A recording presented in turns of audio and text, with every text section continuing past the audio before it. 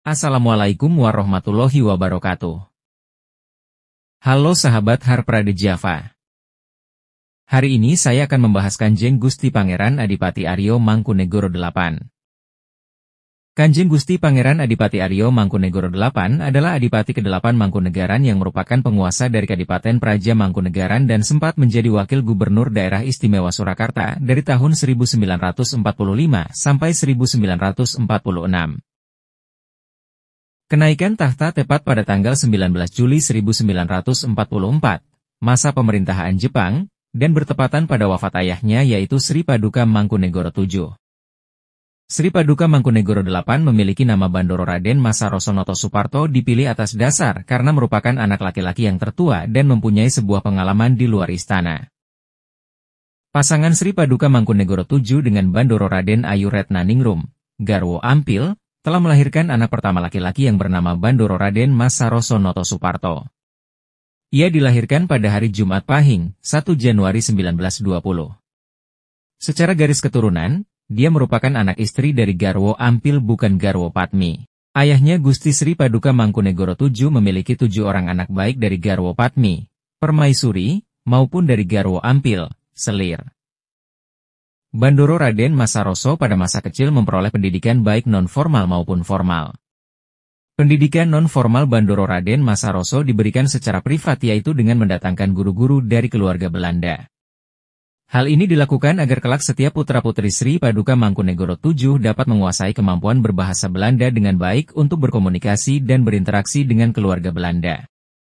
Di lingkungan Istana Mangkunegaran pendidikan dan pengajaran yang dilakukan serta ruang lingkup aplikasinya bersumber pada cerita yang turun-temurun dari nenek moyangnya. Pelajarannya berupa pencerminan filsafat kejawaan yang pengaruhnya besar sekali pada alam pikiran Jawa. Terdapat pula ajaran Dharma yang dicanangkan Raden Mas Said, pendiri dinasti Mangkunegaran, untuk dipegang setiap warga negara maupun pemimpin apabila ingin wilayahnya makmur. 3 pesan Dharma itu secara lengkap berisi sebagai berikut. 1. Rumongso melu handar beni, merasa ikut memiliki. 2. Wajib melu anggondeli, berkewajiban ikut membela atau mempertahankan. 3. Mulat sariro angrosowani, berani berintrospeksi atau mawas diri. Bandoro Raden Masaroso dari kecil oleh romonya, Sri Paduka Mangkunegoro VII diberi pegangan hidup nebata tata krama dan membangun jati diri Sri Paduka Mangkunegoro VIII. Pegangan hidup itu antara lain, 1.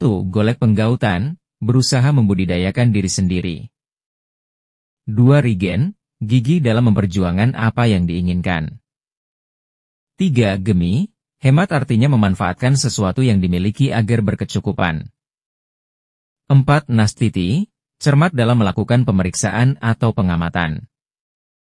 5. Weru ing petung, mengetahui hitungan.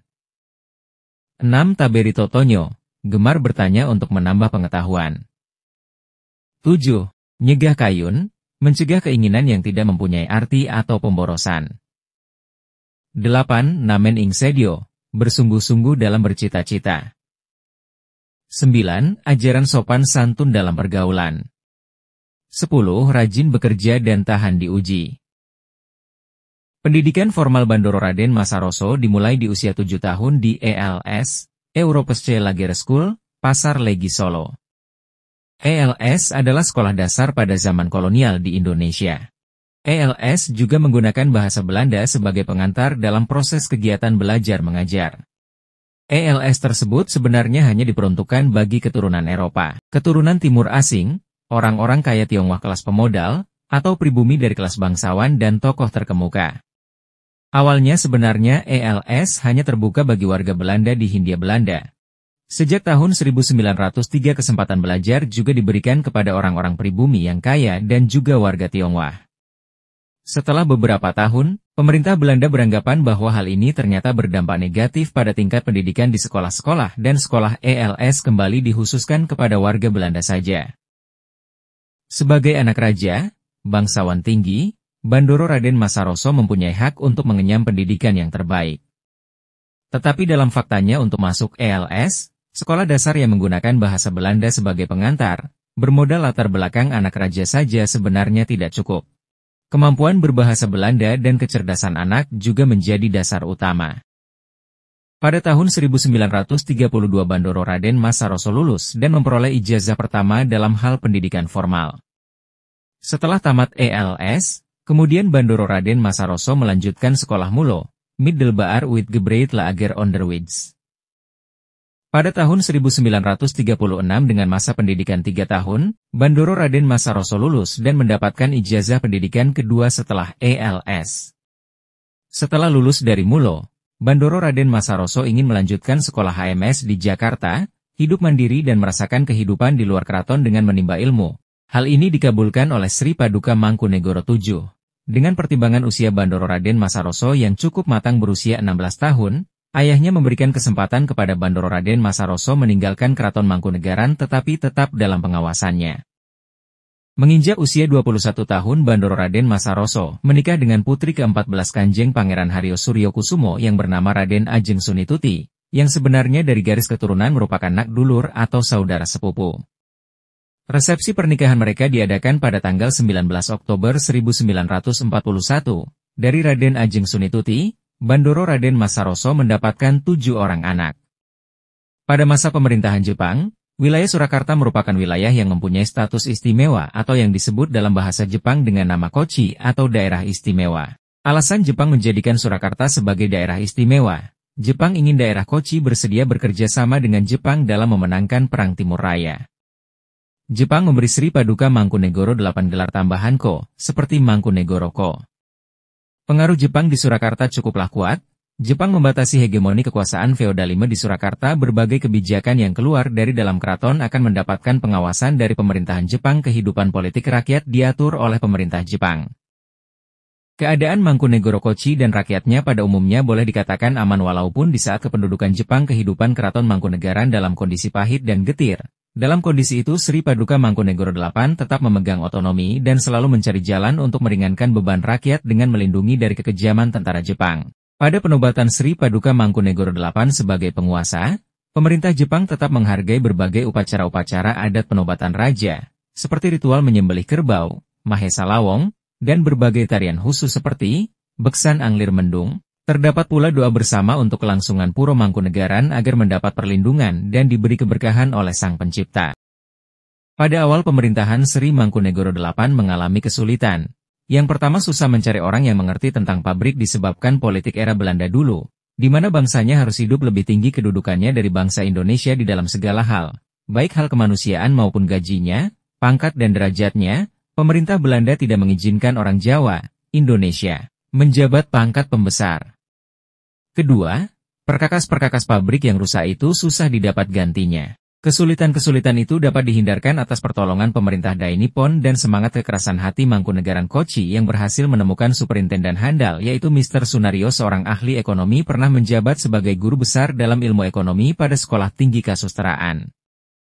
Sri Paduka Mangkunegoro VIII mengalami hidup di dalam 3 zaman, yaitu pada zaman penjajahan Belanda, zaman penjajahan Jepang dan zaman kemerdekaan Republik Indonesia.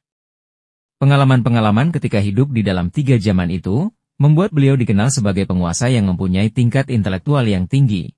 Pemikiran-pemikiran modernnya mampu mengkolaborasikan budaya lama dan budaya baru. Pemikiran yang modern ini selanjutnya akan mempengaruhi beliau dalam membuat berbagai kebijakan-kebijakan politik di Mangkunegaran. Pada dasarnya berbagai kebijakan Sri Paduka Mangkunegoro VIII menyesuaikan diri dengan perubahan dan perkembangan zaman, tetapi juga arif menerima pembaharuan-pembaharuan.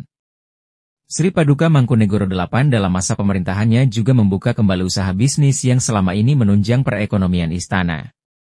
Jika melihat kejayaan masa lalu leluhurnya, periode Sri Paduka Mangkunegoro I, Sri Paduka Mangkunegoro II, dan Sri Paduka Mangkunegoro III Kadipaten Mangkunegaran telah mengalami banyak kemajuan terutama dalam bidang perkembangan hukum, perluasan daerah wilayah dan penyusunan pemerintahan.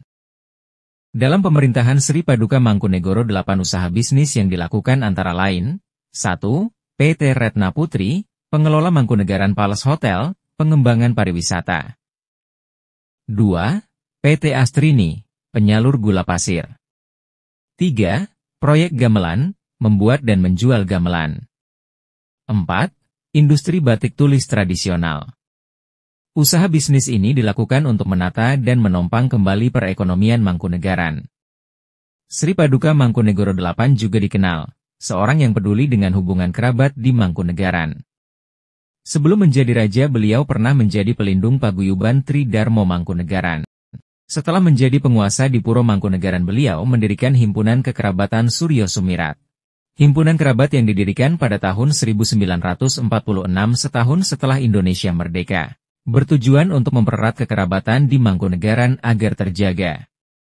Pada saat heboh masa gerakan anti Swapraja yang dimotori Barisan Banteng di Surakarta, Sri Paduka Mangkunegoro VIII menghindari upaya penculikan dan berhasil mempertahankan Praja Mangkunegaran dari serangan kelompok anti Swapraja. Sri Paduka Mangkunegoro VIII pada masa sulit ini selalu memposisikan dirinya sebagai raja yang mematuhi segala perintah pemerintah Indonesia sesuai dengan Piagam Jakarta 1945 yang menyatakan bahwa Sri Paduka Mangkunegoro VIII akan menyerahkan segala pikiran, tenaga, jiwa dan raga untuk keselamatan daerah Mangkunegaran sebagai bagian daripada Republik Indonesia. Secara faktual, betapapun wilayah Mangkunegaran telah masuk dalam Negara Kesatuan Republik Indonesia, rakyat Mangkunegaran tetap setia dengan rajanya dan tetap menganggap Mangkunegaran sebagai nagari sendiri. Warga Mangkunegaran mengakui Sri Paduka Mangkunegoro VIII sebagai rajanya. Dengan hilangnya kekuasaan politik dan kenegaraan, maka pemikiran aktivitas istana dapat dipusatkan bagi perkembangan rohani dan kebudayaan spiritual. Usaha ini merupakan satu-satunya jalan untuk mempertahankan wibawa istana sebagai pusat kebudayaan Jawa. Kebijakan-kebijakan yang dikeluarkan oleh Mangkunegaran bisa dikatakan berfungsi untuk mempertahankan kewibawaan keraton, meskipun berbagai kebijakan itu tidak bisa mengatasi situasi kacau yang dilakukan oleh PKI yang akhirnya membuat pemerintah Republik Indonesia membekukan kedua keraton di Surakarta, yaitu Kasunanan Surakarta dan Mangkunegaran dengan surat keputusan Presiden 16 Juni 1946. Di daerah Swapraja Kasunanan, siasat PKI untuk mempengaruhi rakyat Kasunanan berhasil dengan lancar, sedangkan di daerah Swapraja Mangkunegaran komunisme mendapat tantangan hebat dari rakyat yang tetap kompak dengan kerajaannya. Perjuangan Sri Paduka Mangkunegoro VIII dalam krisis keberadaan Pura Mangkunegaran dijalaninya dengan menempuh jalan yang formal, seperti ketika mempersoalkan aset-aset Mangkunegaran yang diambil alih pengelolaannya oleh pemerintah tanpa pembicaraan. Meski kemudian ternyata kalah dalam pengadilan, Sri Paduka Mangkunegoro VIII tetap menjalankan roda monarki Mangkunegaran dengan berbagai upaya dan usaha. Sri Paduka Mangkunegoro VIII dalam kancah kesenian sangat berjasa dalam menggali kembali tari bedaya Anglir Mendung, sebuah tarian ciptaan Sri Paduka Mangkunegoro I yang sempat menghilang. Pada tahun 1970 oleh Sri Paduka Mangkunegoro VIII digali kembali dan dihidupkan. Selain menggali kembali tari bedaya Anglir Mendung, ia juga menciptakan sebuah tarian kerakyatan yang disebut Tari Gambyong Retno Kusumo.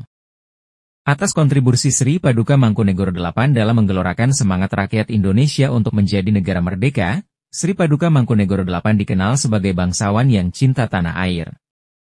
Pada tanggal 1 November 1945, Sri Paduka Mangkunegoro VIII mendapat pangkat Jenderal Mayor Kehormatan. Ketetapan diputuskan oleh Markas Tertinggi Tentara Keamanan Rakyat dan ditandatangani oleh Raden Urip Sumoharjo. Sri Paduka Mangkunegoro VIII juga pernah menjadi anggota DPR RI hasil pemilihan umum 1971 dan 1977. Selain itu, ia juga dikenal aktif mendukung serta menjadi anggota Muhammadiyah. Sri Paduka Mangkunegoro VIII wafat tahun 1987 dan digantikan oleh putra keduanya, Gusti Pangeran Haryo Sujiwokusumo, sebagai Sri Paduka Mangkunegoro IX.